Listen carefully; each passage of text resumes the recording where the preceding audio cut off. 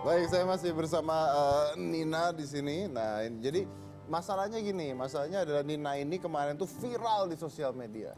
Jadi kalau saya lihat berita tuh saya ngeliat muka kamu, muka kamu, muka kamu gitu. Kamu tahu itu toh? Tahu. Nah, kok bisa jadi viral tuh gimana ceritanya? Mungkin awal ceritanya dari ada satu orang ustadz, siapa ya namanya? Mungkin Yusuf ya, Ustadz Yusuf mengunggah foto saya. Nah, di Twitternya itu tertulis Brimob di Aceh adem lihatnya. Kemudian ada wartawan yang datang ke saya gitu. Kemarin ini ada yang mengunggah foto Yusuf Mansur, kemudian diwawancara. Kok bisa sih masuk ke Brimob?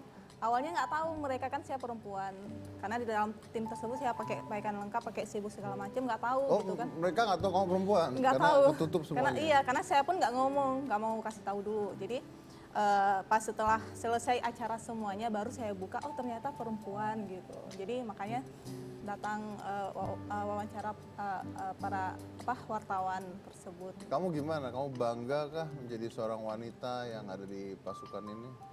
Alhamdulillah bangga, karena mungkin pandangan sebagian orang wanita itu tidak bisa apa-apa, mungkin nggak bisa jadi ini. Saya ingin membuktikan bahwa wanita juga bisa seperti itu.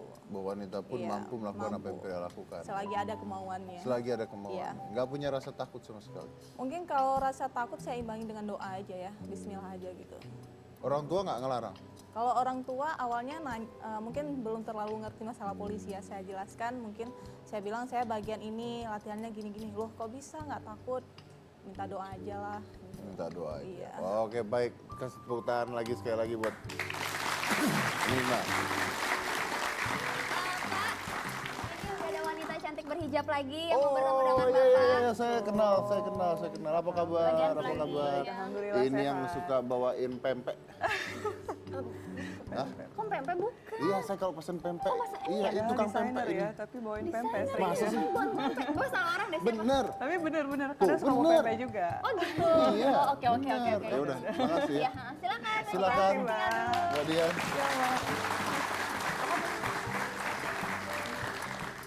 Nah, oke. Jadi Mbak Dian ini juga menarik karena berapa waktu yang lalu, ya kita tahu ya dia wanita berhijab, desainer dan sebagainya. Tapi berapa waktu yang lalu ini menjadi pembicara di Harvard University. Yes. Kok bisa sampai ke sana itu? Iya, jadi kebetulan sebenarnya pertama kali itu dapat undangan dari New York University. Jadi dari New York University itu minta aku buat seminar tentang modest fashion. Karena mereka di sana lagi growing, lagi berkembang. Akhirnya aku siapkan presentasi, tapi pas lagi planning kayaknya seru deh kalau ke Harvard juga. Akhirnya menghubungi orang yang di sana, komunitas muslimnya, datanglah ke Harvard University, presentasi juga tentang modest fashion, sama tentang gimana sih sharing ya lifestyle muslim di sana gimana. Setelah itu baru ke New York University gitu. Oke. Jadi itu apa? Menghubungi siapa di sana? Di sana itu ada Muslim community-nya ya kita bilangnya. Jadi di sana ada kayak mahasiswa-mahasiswi yang muslim di sana. Kita berhubungan dengan mereka dan sharing-sharing, tapi casual sharing aja. Tapi bukannya di luar negeri itu sekarang juga hijab itu dipakai bahkan non muslim ya sebagai iya, fashion jadi kan? udah menjadi kayak lifestyle gitu ya. Jadi udah kayak jadi lifestyle, nggak hanya yang muslim aja yang menggunakan. Udah diperhatiin lah perkembangannya fashionnya gitu. Oke. Dan gimana perkembangan di sana? Alhamdulillah sih, maksudnya growing-nya tuh cepet gitu ya. Jadi banyak sekali desainer-desainer yang udah mulai tertarik. Terus bahkan kemarin juga aku sempat presentasi juga di Parsons School of Design. Itu fashion school nomor 1 di Amerika. Dan di sana juga mereka antusias terhadap perkembangan modest fashion. Mereka menganggap ini sebuah evolusi. Kalau Anda tadi presentasi ini orang yang hadir di sana ini muslim? Non-muslim, jadi kebanyakan non-muslim, tapi ada juga yang muslimnya. Nah, Tapi Anda mempresentasikan apa? tentang sejarah modest fashion. Jadi kenapa sih sekarang tuh hijab fashion tuh growing, banyak yang menggunakan, banyak yang memperhatikan, sehingga banyak yang tampil juga di fashion show kelas dunia gitu kan. Jadi perkembangannya itu diperhatikan. Bahkan beberapa orang ingin menjadi bagian dari growingnya si muslim market ini gitu. Jadi, Walaupun mereka non muslim. iya, walaupun mereka non muslim. Sekarang kita lihat aja kan banyak banget label dari internasional ya yang membuat busana muslim juga seperti DNG, dia bikin abaya. Terus beberapa label buat menarget muslim sebagai marketnya. Jadi memang lagi growing banget sih. Lagi growing banget ya. Dan apa Indonesia punya andil kah di situ?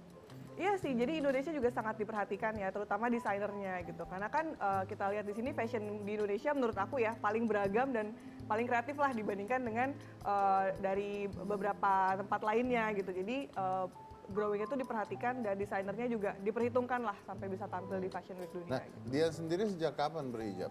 Aku sih berhijab sejak kelas 5 SD sebenarnya.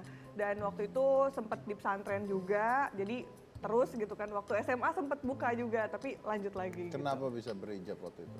Waktu itu berhijab karena ngerasa nyaman aja gitu. Waktu Aku 5 SD? kelas 5 SD. Waktu itu sih sekolahnya berhijab, tapi pada saat main-main di luar tuh enggak gitu. Tapi pada saat lama-kelamaan kayaknya kok buka tutup gitu kan. Nah, Akhirnya pakai. waktu SMA sempat buka. Iya benar. Kenapa itu?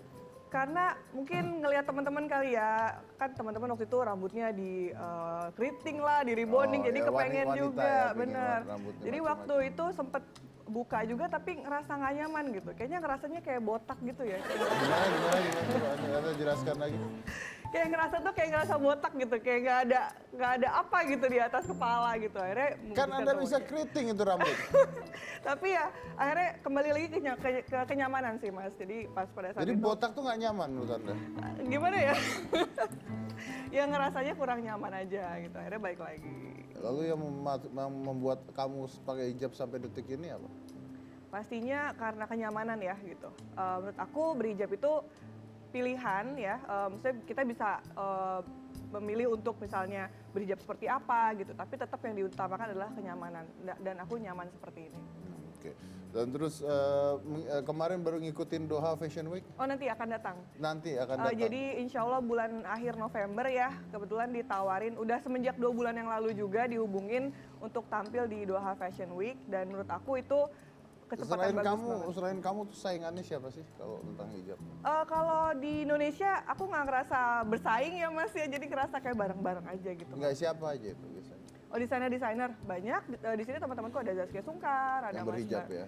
Iya, ada Rian Miranda, Mas Barli juga. Kebetulan kita lagi ada project bareng-bareng kan buat Jakarta Fashion Week nanti gitu. Oke, saya panggil aspri saya sebentar. Cika? Ya, Pak, aduh. tadi udah... Ya Pak. Ini banyak banget Pak yang nanya Pak lewat Twitter kita Pak ke @hitamputih7 Pak. Boleh saya tanya langsung nggak? Boleh. Oke, ini kita udah buka tadi hashtag tanya Dian Pelangi. Mbak Tanya Dian Pelangi. Iya, tolong dijawab ya. Boleh. Ini dari @dah_hari. Sebagai desainer ternama, apa sih impian Mbak Dian yang ingin tercapai di dunia desainer internasional? Mbak Dian silahkan dijawab. Ya jadi aku sih kepengen biar hijab fashion itu bisa diterima di semua kalangan ya, dan pastinya bisa disejajarkan dengan mainstream fashion dunia gitu. Jadi Tuh. perkembangannya itu diperhatikan gitu. Mungkin bisa sejajar dengan label-label yang di luar negeri gitu kan. Ada di Fashion Week dunia. Tuh. Gitu. Tuh, tang. Selanjutnya nih, ada yang kepo dari @Putri Ciremai. Tanya hashtag tanya Dian Pelangi. Bagaimana rasanya dengan status yang sekarang sudah sendiri? Wow. Jawab. Apa saya balas Jawab. kepo lu gitu apa Jawab, gimana? jangan ya, jawab. Nikmat. Gitu. Ya semua itu kan harus disyukuri ya, Betul. walaupun baik walaupun buruk pasti ada pembelajaran, pasti ada hikmahnya. Jadi sekarang ngerasanya lebih Plok. dewasa. Mas Denny gimana? Jadi lebih dewasa ngerasa lebih mandiri lah, dan lebih insya Allah lebih introspeksi lah, banyak introspeksi dan mendekatkan diri lagi sama keluarga dan teman-teman juga.